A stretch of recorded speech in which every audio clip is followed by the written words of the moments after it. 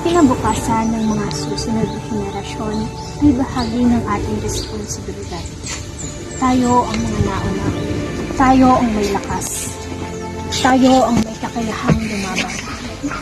Tayo ang makapagbibigay ng kalayaan na nararapat sa kanila.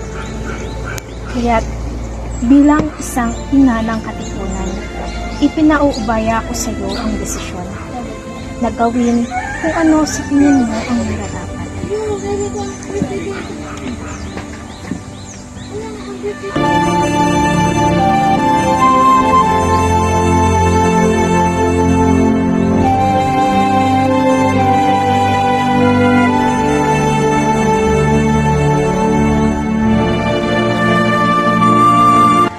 Napakarami na ang nabiktima ng mga Espanyol at mas marami pa ang mamamatay kapag hindi natin sila napigilan. Kaya ilang araw mula ngayon, sa gabi ng ika-29, sisimulan natin ang revolusyon.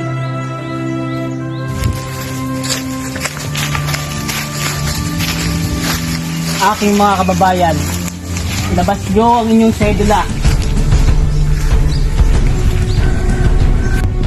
Pagmasdan nyo ang munting papel na maalitin sa atin. Katipunan! Kailangan na nating wakasan ang ilang daang taon na pananakot ng mga Espanyol. Kulang man tayo sa armas, mas malakas man ang kanyon at mga baril. Lalaban tayo dahil tayo ay anak ng bayan. Atin ang lupain ito. Atin ang bayan ito.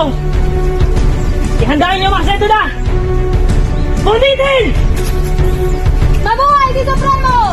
Mabuhay! Mabuhay ang katipunan! Mabuhay! Mabuhay ang regulasyon! Mabuhay!